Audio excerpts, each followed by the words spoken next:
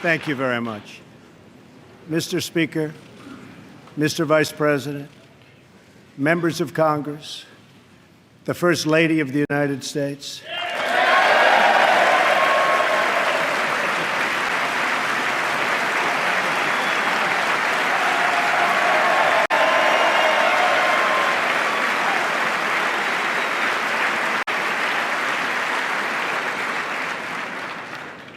And citizens of America, tonight, as we mark the conclusion of our celebration of Black History Month, we are reminded of our nation's path toward civil rights and the work that still remains to be done.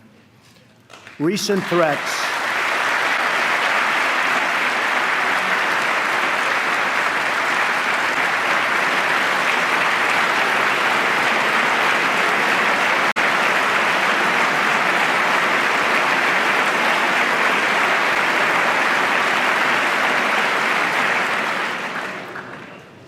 threats targeting Jewish community centers and vandalism of Jewish cemeteries, as well as last week's shooting in Kansas City, remind us that while we may be a nation divided on policies, we are a country that stands united in condemning hate and evil in all of its very ugly forms.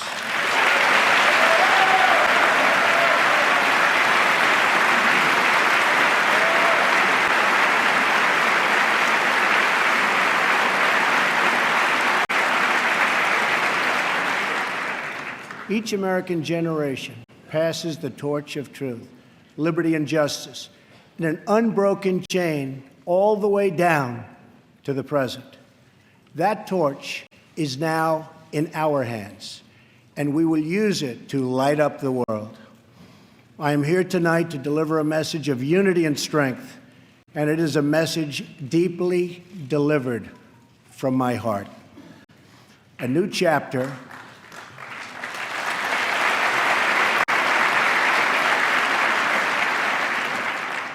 of American greatness is now beginning. A new national pride is sweeping across our nation, and a new surge of optimism is placing impossible dreams firmly within our grasp. What we are witnessing today is the renewal of the American spirit. Our allies will find that America is once again ready to lead.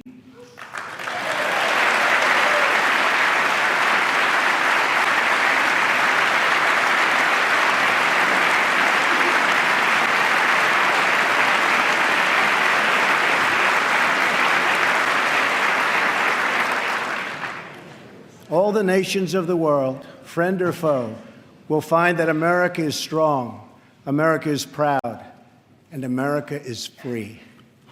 In 9 years, the United States will celebrate the 250th anniversary of our founding, 250 years since the day we declared our independence. It will be one of the great milestones in the history of the world. But what will America look like as we reach our 250th year?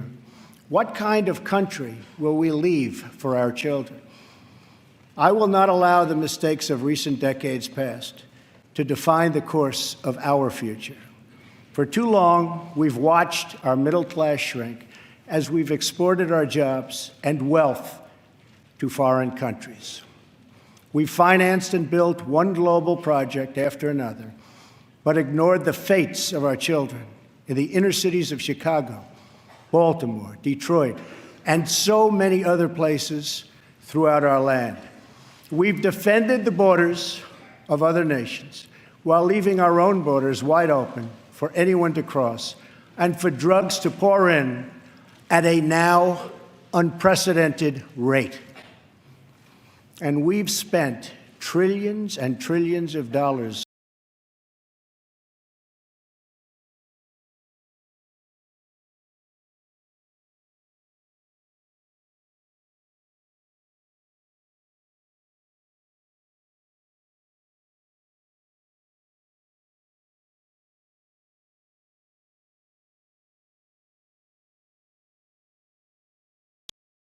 overseas while our infrastructure at home has so badly crumbled. Then in 2016, the earth shifted beneath our feet. The rebellion started as a quiet protest, spoken by families of all colors and creeds, families who just wanted a fair shot for their children and a fair hearing for their concerns. But then the quiet voices became a loud chorus as thousands of citizens now spoke out together from cities small and large all across our country. Finally, the chorus became an earthquake, and the people turned out by the tens of millions, and they were all united by one very simple but crucial demand: that America must put its own citizens first, because only then can we truly make America great again.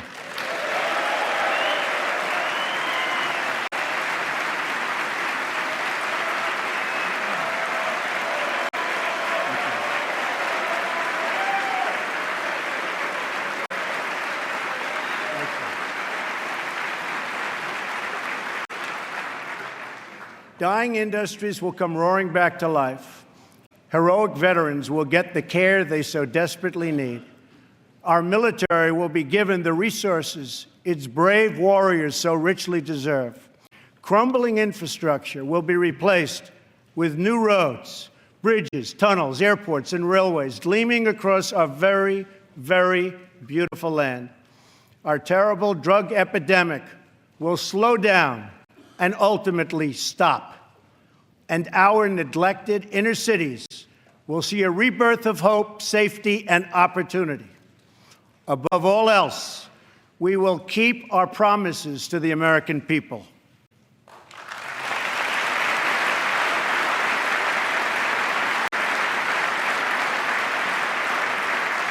Thank you. It's been a little over a month since my inauguration, and I want to take this moment to update the nation on the progress I've made in keeping those promises.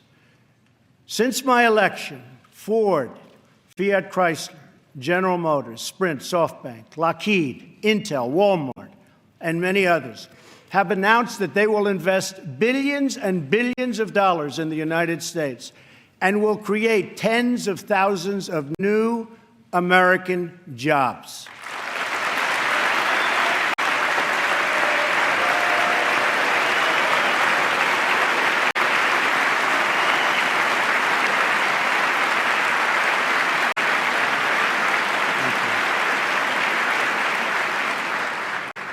The stock market has gained almost $3 trillion in value since the election on November 8th, a record.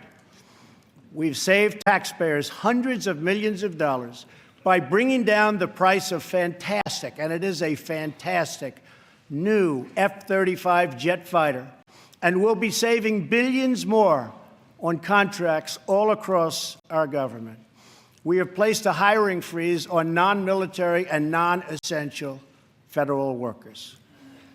We have begun to drain the swamp of government corruption by imposing a 5-year ban on lobbying by executive branch officials and a lifetime ban. Thank you.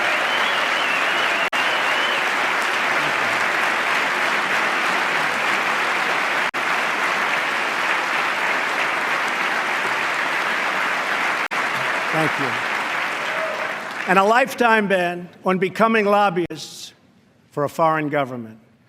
We have undertaken a historic effort to massively reduce job-crushing regulations, creating a deregulation task force inside of every government agency.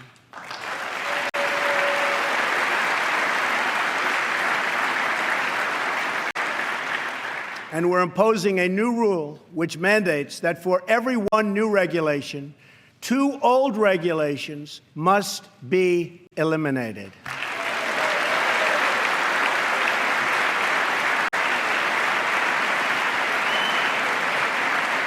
We're going to stop the regulations that threaten the future and livelihood of our great coal miners.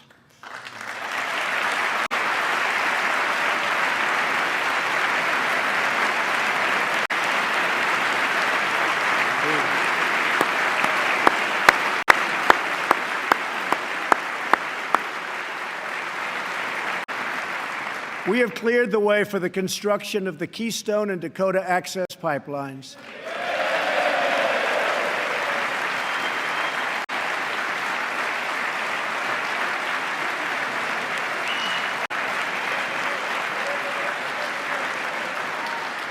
Thereby creating tens of thousands of jobs.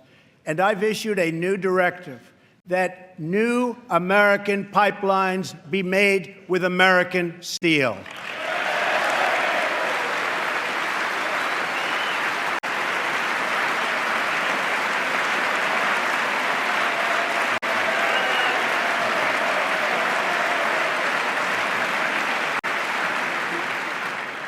We have withdrawn the United States from the job-killing Trans-Pacific Partnership.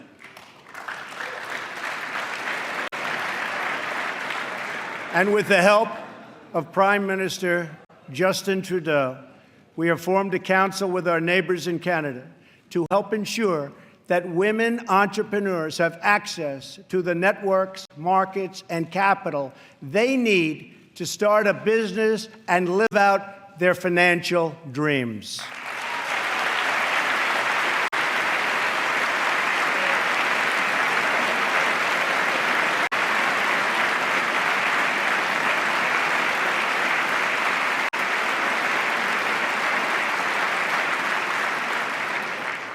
To protect our citizens, I have directed the Department of Justice to form a task force on reducing violent crime. I have further ordered the Departments of Homeland Security and Justice, along with the Department of State and the Director of National Intelligence, to coordinate an aggressive strategy to dismantle the criminal cartels that have spread all across our nation.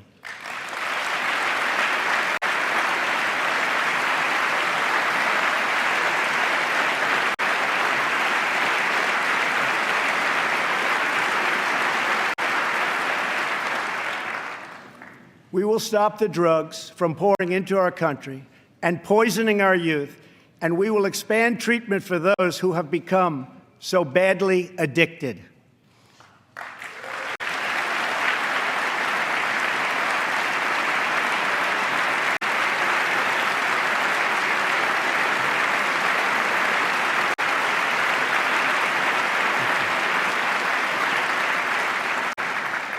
At the same time, my administration has answered the pleas of the American people for immigration enforcement and border security.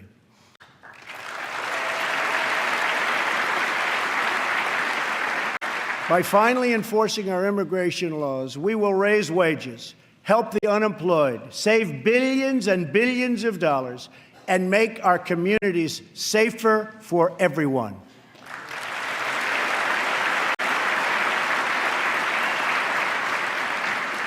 We want all Americans to succeed, but that can't happen in an environment of lawless chaos. We must restore integrity and the rule of law at our borders.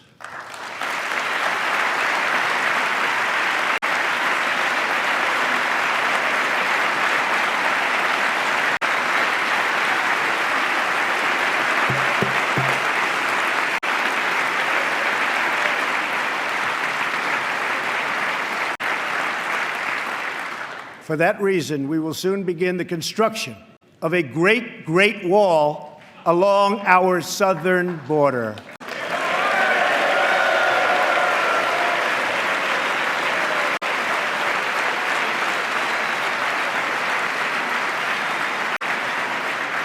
As we speak tonight, we are removing gang members, drug dealers, and criminals that threaten our communities and prey on our very innocent citizens.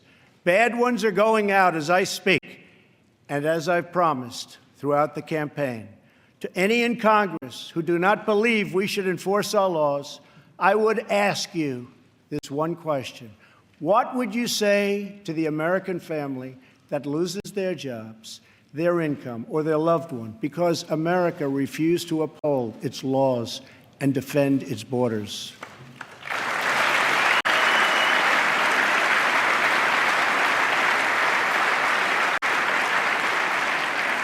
Our obligation is to serve, protect, and defend the citizens of the United States. We are also taking strong measures to protect our nation from radical Islamic terrorism.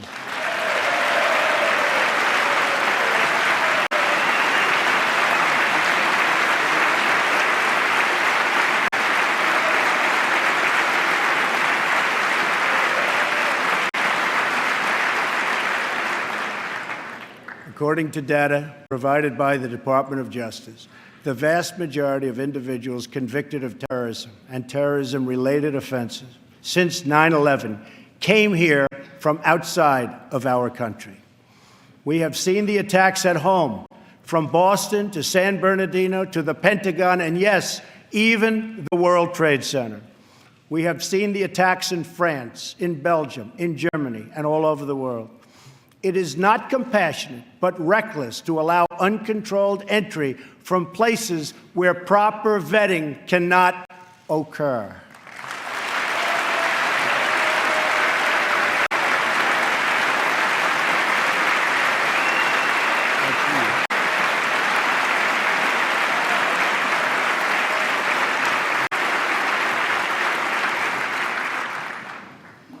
Those given the high honor of admission to the United States should support this country and love its people and its values. We cannot allow a beachhead of terrorism to form inside America. We cannot allow our nation to become a sanctuary for extremists.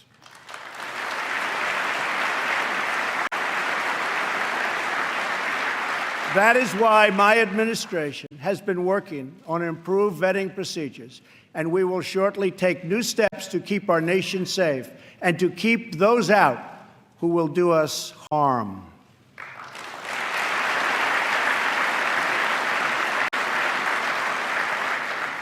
As promised, I directed the Department of Defense to develop a plan to demolish and destroy ISIS, a network of lawless savages that have slaughtered Muslims and Christians and men and women and children of all faiths and all beliefs. We will work with our allies, including our friends and allies in the Muslim world, to extinguish this vile enemy from our planet.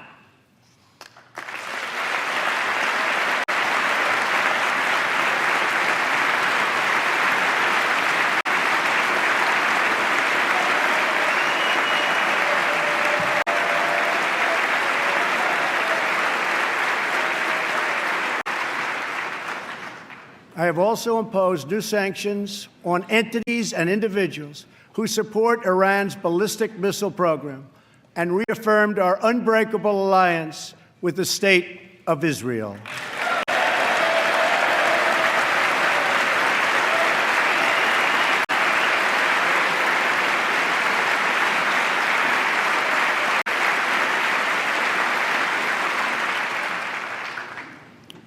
Finally, I have kept my promise to appoint a justice to the United States Supreme Court from my list of 20 judges who will defend our Constitution.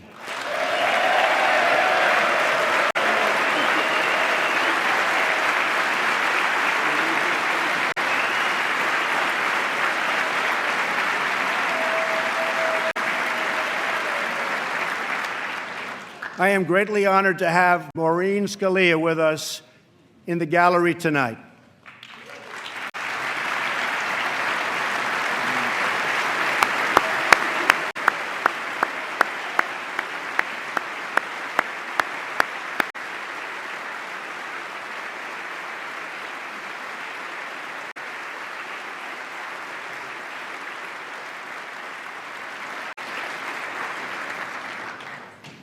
Thank you, Maureen.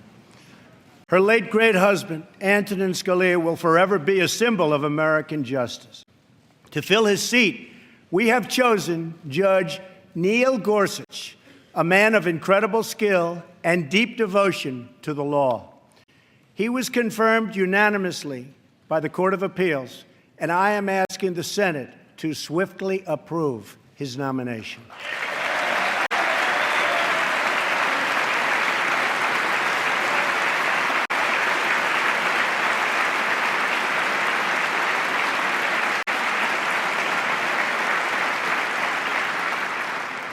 Tonight, as I outline the next steps we must take as a country, we must honestly acknowledge the circumstances we inherited. 94 million Americans are out of the labor force. Over 43 million people are now living in poverty, and over 43 million Americans are on food stamps. More than 1 in 5 people in their prime working years are not working. We have the worst financial recovery in 65 years. In the last 8 years, the past administration has put on more new debt than nearly all of the other presidents combined. We've lost more than 1/4 of our manufacturing jobs since NAFTA was approved, and we've lost 60,000 factories since China joined the World Trade Organization in 2001. Our trade deficit in goods with the world last year was nearly $800 billion. And overseas, we have inherited a series of tragic foreign policy disasters. Solving these and so many other pressing problems will require us to work past the differences of party. It will require us to tap into the American spirit that has overcome every challenge throughout our long and storied history.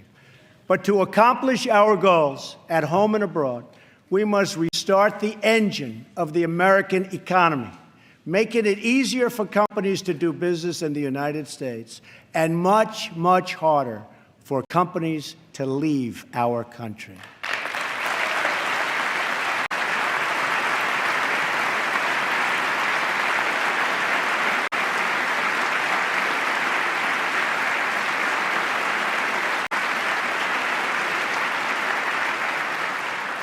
Right now, American companies are taxed at one of the highest rates anywhere in the world. My economic team is developing historic tax reform that will reduce the tax rate on our companies so they can compete and thrive anywhere and with anyone.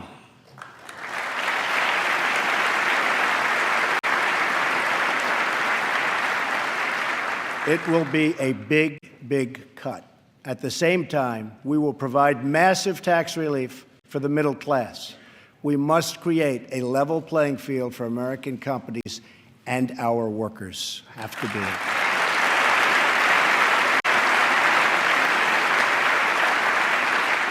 Currently, when we ship products out of America, many other countries make us pay very high tariffs and taxes.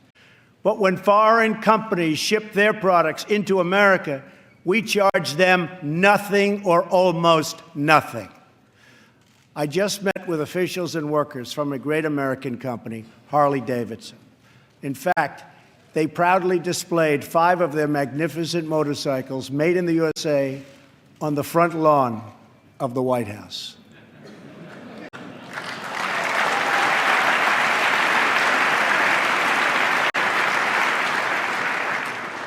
And they wanted me to ride one, and I said, no, thank you. At our meeting, I asked them, how are you doing? How is business? They said that it's good. I asked them further, how are you doing with other countries, mainly international sales? They told me without even complaining, because they have been so mistreated for so long that they've become used to it, that it's very hard to do business with other countries because they tax our goods at such a high rate. They said that in the case of another country, they tax their motorcycles at 100%. They weren't even asking for a change, but I am. I believe.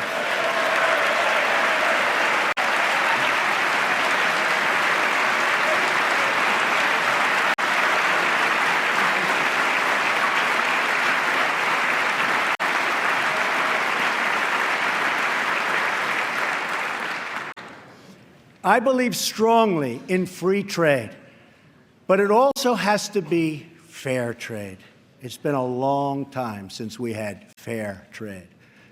The first Republican president Abraham Lincoln, warned that the abandonment of the protective policy by the American government will produce want and ruin among our people. Lincoln was right, and it's time we heeded his advice and his words.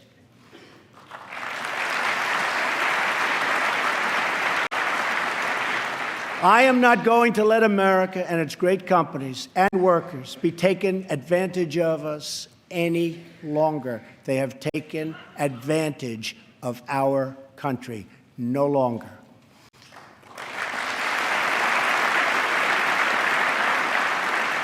I'm going to bring back millions of jobs. Protecting our workers also means reforming our system of legal immigration.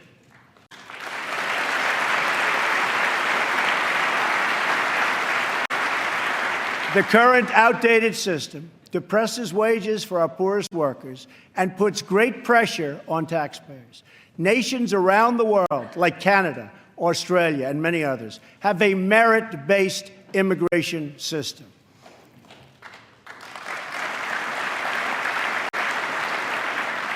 It's a basic principle that those seeking to enter a country ought to be able to support themselves financially. Yet in America, we do not enforce this rule, straining the very public resources that our poorest citizens rely upon. According to the National Academy of Sciences, our current immigration system costs American taxpayers many billions of dollars a year. Switching away from this current system of lower-skilled immigration and instead adopting a merit-based system, we will have so many more benefits. It will save countless dollars, raise workers' wages, and help struggling families, including immigrant families, enter the middle class. And they will do it quickly, and they will be very, very happy indeed.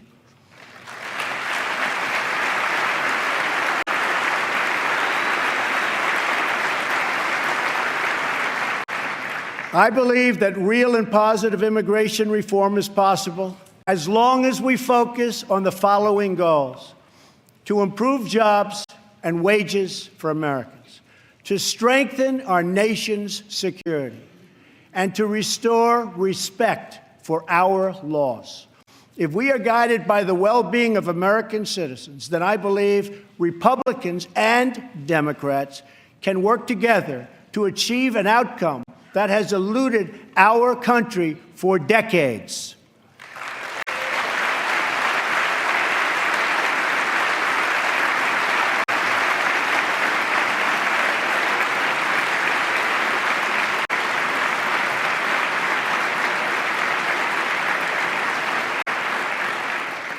Another Republican president, Dwight D. Eisenhower, initiated the last truly great national infrastructure program, the building of the interstate highway system. The time has come for a new program of national rebuilding.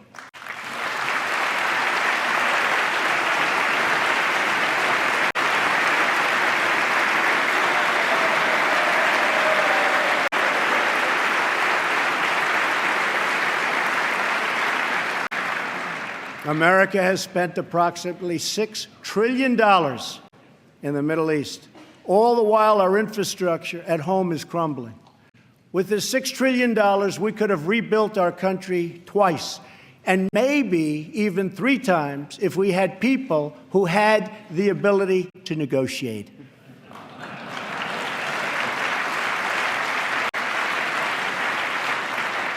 To launch our national rebuilding, I will be asking Congress to approve legislation that produces a $1 trillion investment in infrastructure of the United States, financed through both public and private capital, creating millions of new jobs.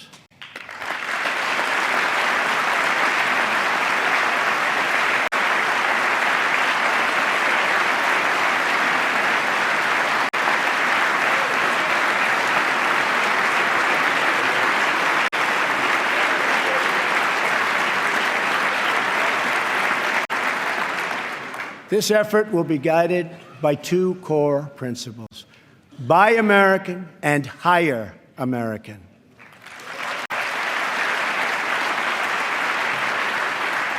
Tonight, I am also calling on this Congress to repeal and replace ObamaCare.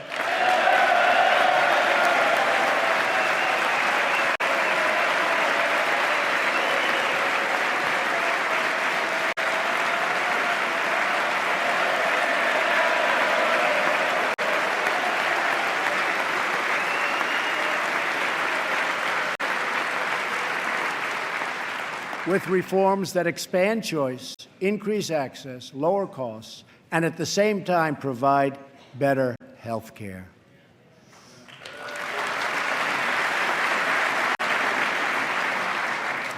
Mandating every American to buy government-approved health insurance was never the right solution for our country.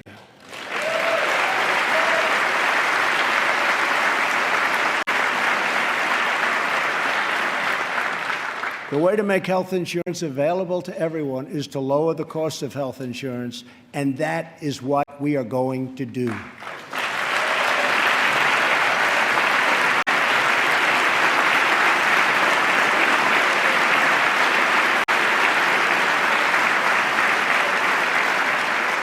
ObamaCare premiums nationwide have increased by double and triple digits. As an example, Arizona went up 116% last year alone. Governor Matt Bevin of Kentucky just said Obamacare is failing in his state, the state of Kentucky, and it's unsustainable and collapsing. 1/3 of the counties have only one insurer, and they're losing them fast. They are losing them so fast. They're leaving. And many Americans have no choice at all. There's no choice left. Remember, when you were told that you could keep your doctor and keep your plan, we now know that all of those promises have been totally broken. Obamacare is collapsing, and we must act decisively to protect all Americans.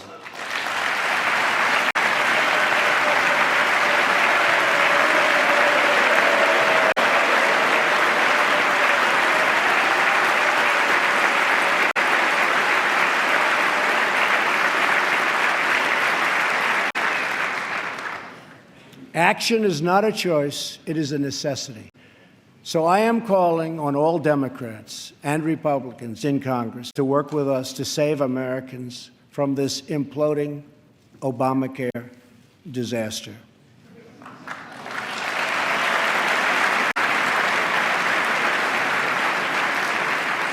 Here are the principles that should guide Congress as we move to create a better health care system for all Americans. First, we should ensure that Americans with pre-existing conditions have access to coverage and that we have a stable transition for Americans currently enrolled in the health care exchanges.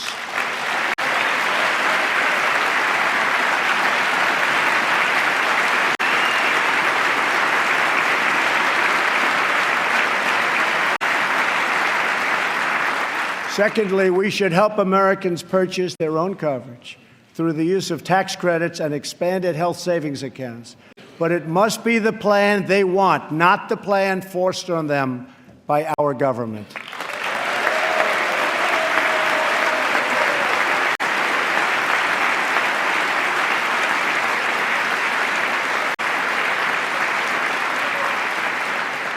Thirdly, we should give our state governors the resources and flexibility they need with Medicaid to make sure no one is left out.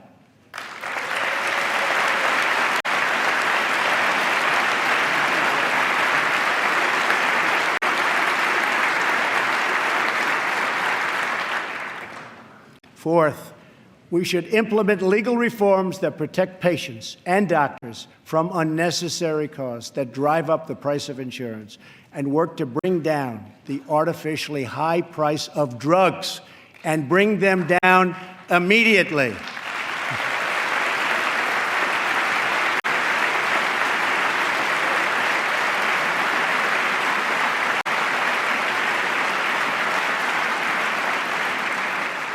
And finally, the time has come to give Americans the freedom to purchase health insurance across state lines.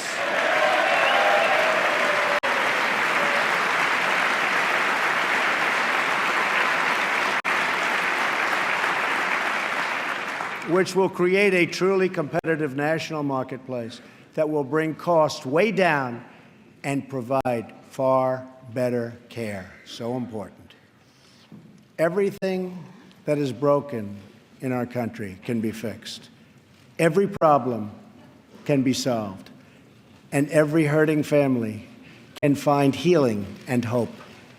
Our citizens deserve this, and so much more. So why not join forces and finally get the job done and get it done right?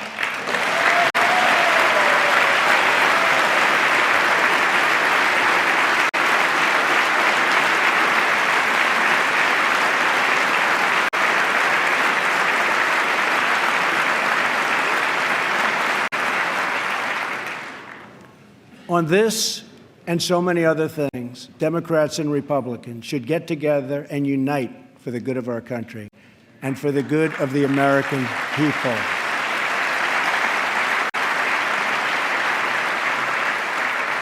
My administration wants to work with members of both parties to make child care accessible and affordable, to help ensure new parents that they have paid family leave,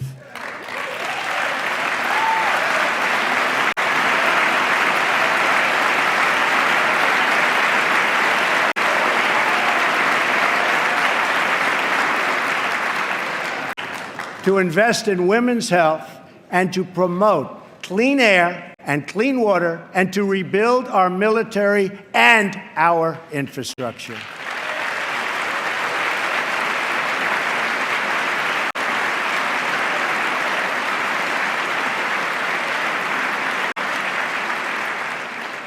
True love for our people requires us to find common ground, to advance the common good, and to cooperate on behalf of every American child who deserves a much brighter future. An incredible young woman is with us this evening who should serve as an inspiration to us all. Today is Rare Disease Day, and joining us in the gallery is a rare disease survivor, Megan Crowley. Megan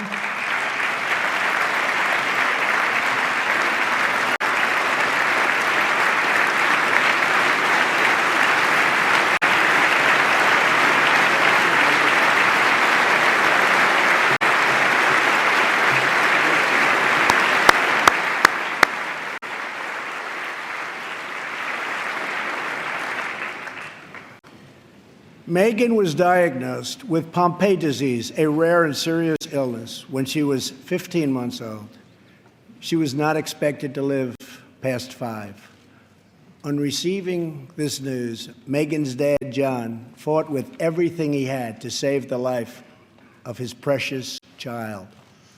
He founded a company to look for a cure and helped develop the drug that saved Megan's life. Today, she is 20 years old and a sophomore at Notre Dame.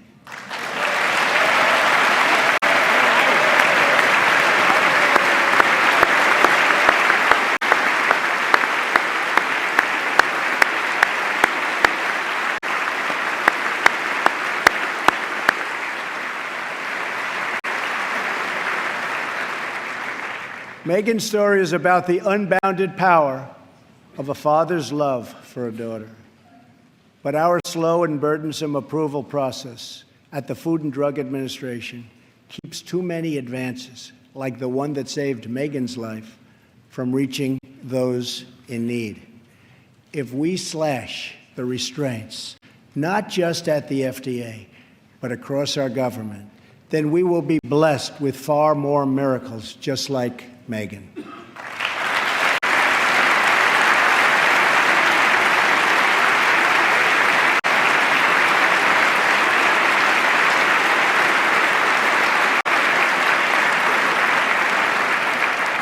In fact, our children will grow up in a nation of miracles. But to achieve this future, we must enrich the mind and the souls of every American child. Education is the civil rights issue of our time.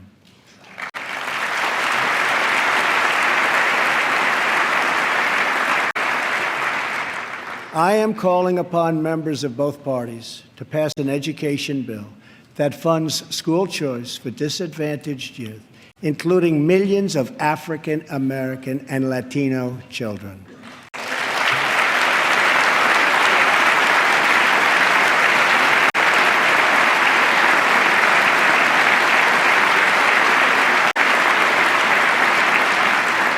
These families should be free to choose the public, private, charter, magnet, religious, or home school that is right for them.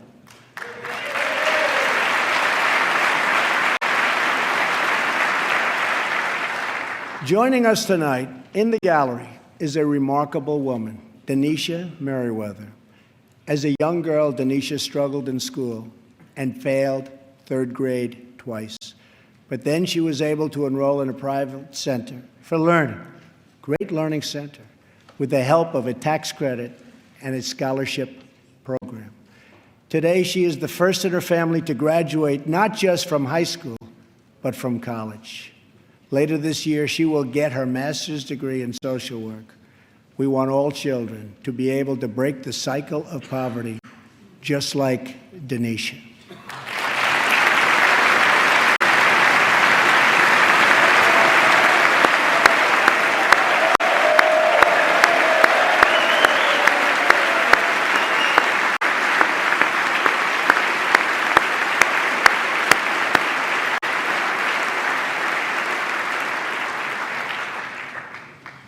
But to break the cycle of poverty, we must also break the cycle of violence.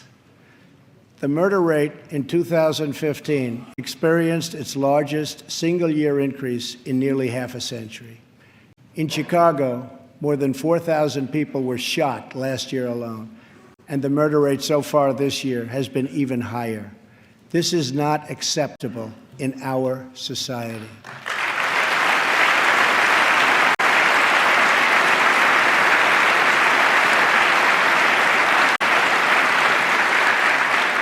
Every American child should be able to grow up in a safe community, to attend a great school, and to have access to a high-paying job.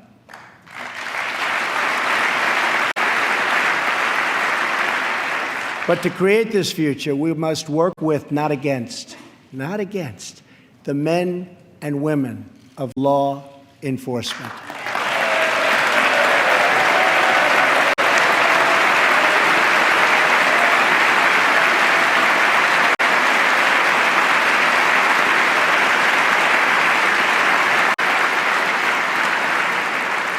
We must build bridges of cooperation and trust, not drive the wedge of disunity and really it's what it is, division.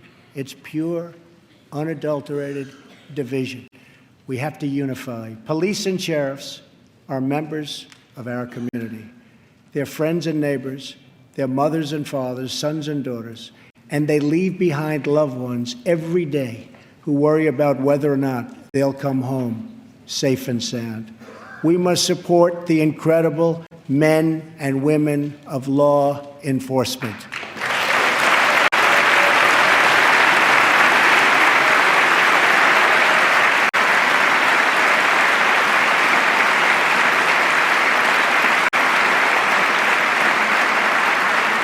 And we must support the victims of crime. I have ordered the Department of Homeland Security to create an office to serve American victims. The office is called VOICE, Victims of Immigration Crime Engagement. We are providing a voice to those who have been ignored by our media and silenced by special interests. Joining us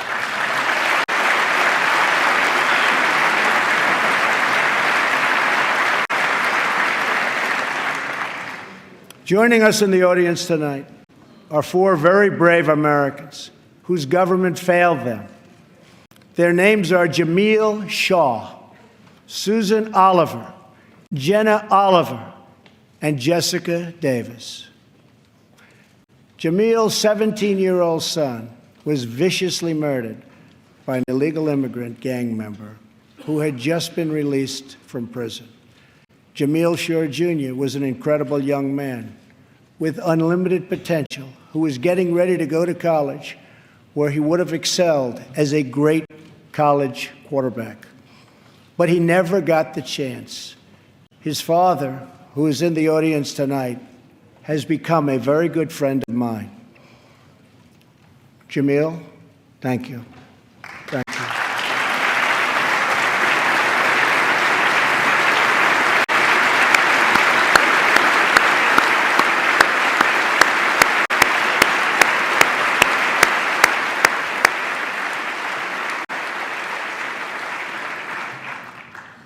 Also with us are Susan Oliver and Jessica Davis. Their husbands, Deputy Sheriff Danny Oliver and Detective Michael Davis, were slain in the line of duty in California. They were pillars of their community. These brave men were viciously gunned down by an illegal immigrant with a criminal record and 2 prior deportations, should have never been in our country. Sitting with Susan is her daughter, Jenna. Jenna, I want you to know that your father was a hero and that tonight you have the love of an entire country supporting you and praying for you.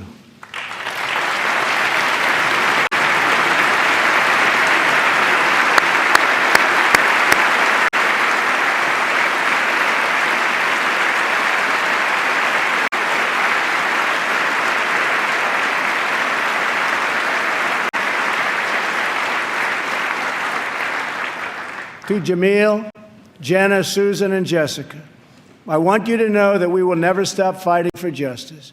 Your loved ones will never, ever be forgotten. We will always honor their memory.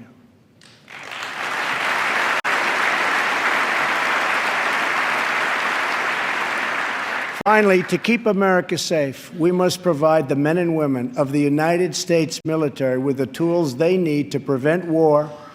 If they must, they have to fight, and they only have to win.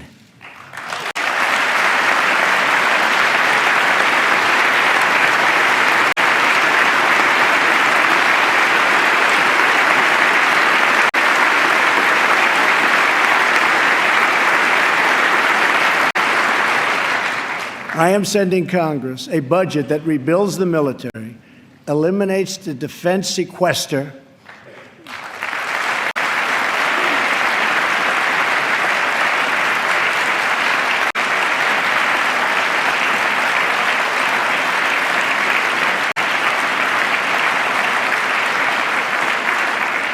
and calls for one of the largest increases in national defense spending in American history.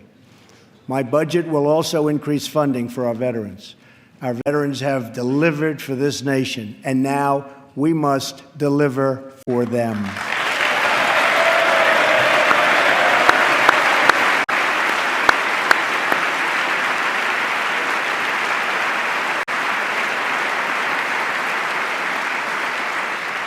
The challenges we face as a nation are great, but our people are even greater, and none are greater or braver than those who fight for America in uniform.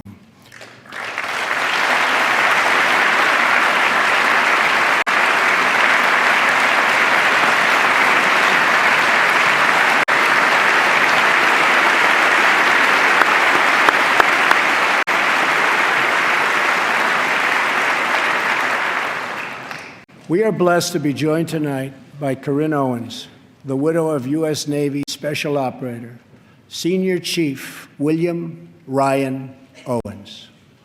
Ryan died as he lived, a warrior and a hero, battling against terrorism and securing our nation.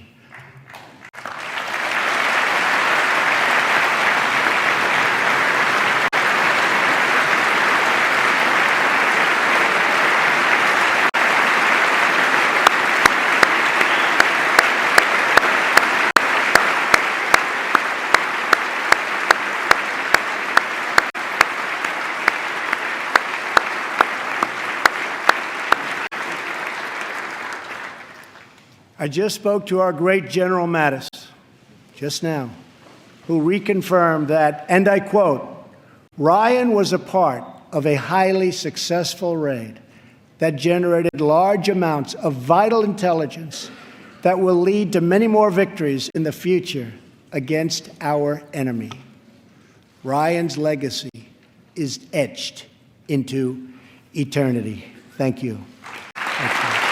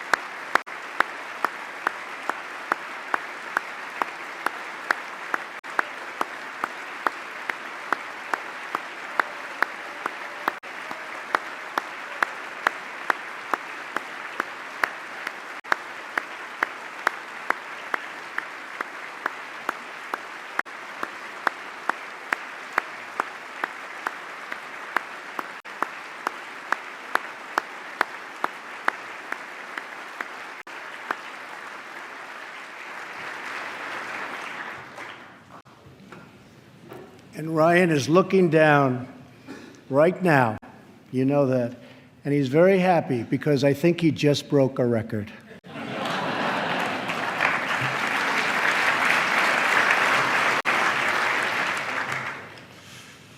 For as the Bible teaches us, there is no greater act of love than to lay down one's life for one's friends. Ryan laid down his life for his friends, for his country, and for our freedom. And we will never forget Ryan.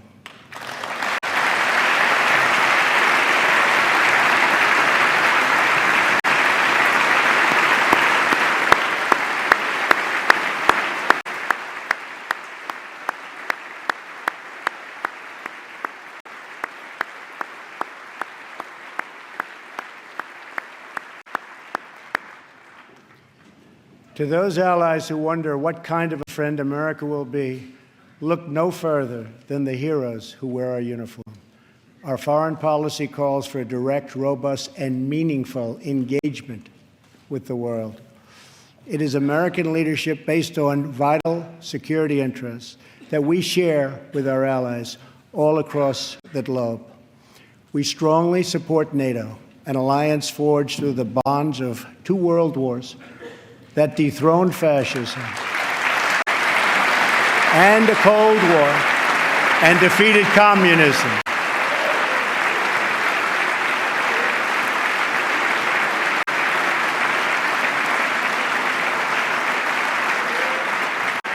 But our partners must meet their financial obligations.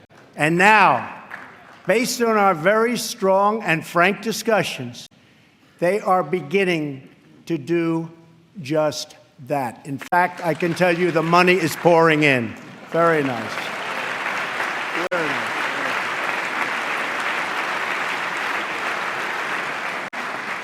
We expect our partners, whether in NATO, the Middle East, or in the Pacific, to take a direct and meaningful role in both strategic and military operations and pay their fair share of the cost, have to do that.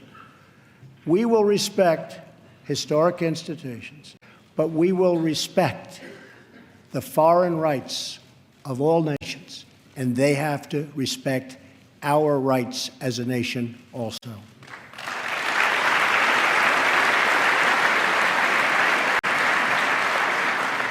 Free nations are the best vehicle for expressing the will of the people, and America respects the right of all nations to chart their own path. My job is not to represent the world. My job is to represent the United States of America.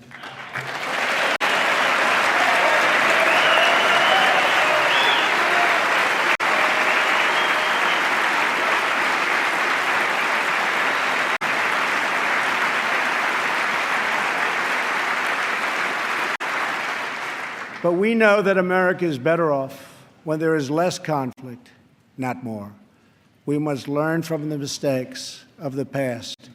We have seen the war and the destruction that have ravaged and raged throughout the world, all across the world. The only long-term solution for these humanitarian disasters, in many cases, is to create the conditions where displaced persons can safely return home and begin the long, long process of rebuilding.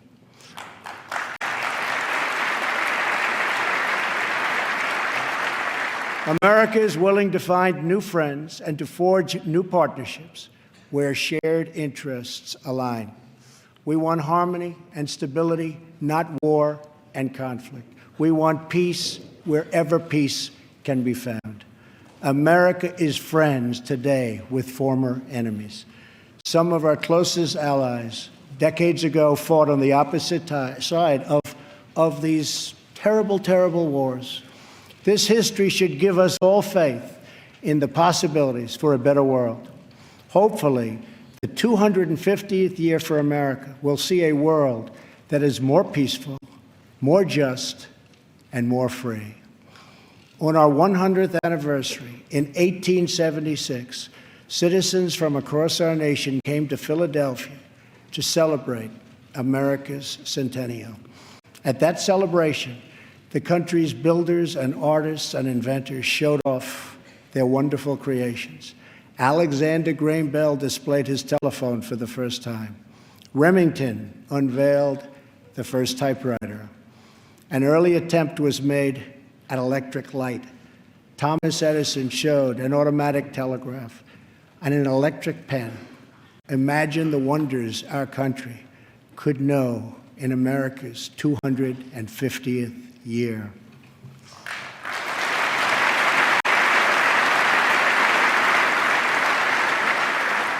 Think of the marvels we can achieve if we simply set free the dreams of our people. Cures to the illnesses that have always plagued us are not too much to hope. American footprints on distant worlds are not too big a dream. Millions lifted from welfare to work is not too much to expect. And streets where mothers are safe from fear, schools where children learn in peace, and jobs where Americans prosper and grow are not too much to ask.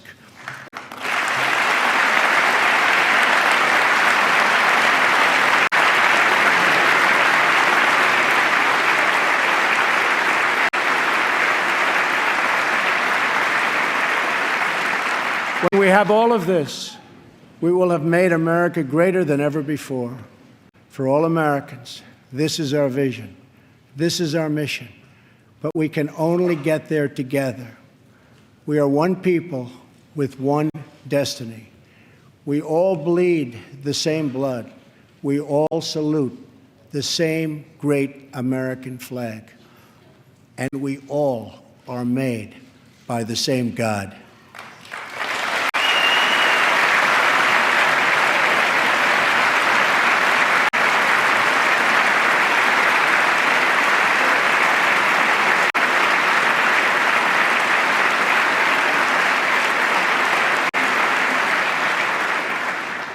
When we fulfill this vision, when we celebrate our 250 years of glorious freedom, we will look back on tonight as when this new chapter of American greatness began. The time for small thinking is over. The time for trivial fights is behind us. We just need the courage to share the dreams that fill our hearts, the bravery to express the hopes that stir our souls, and the confidence to turn those hopes and those dreams into action. From now on, America will be empowered by our aspirations, not burdened by our fears, inspired by the future, not bound by failures of the past, and guided by a vision, not blinded by our doubts. I am asking all citizens to embrace this renewal of the American spirit.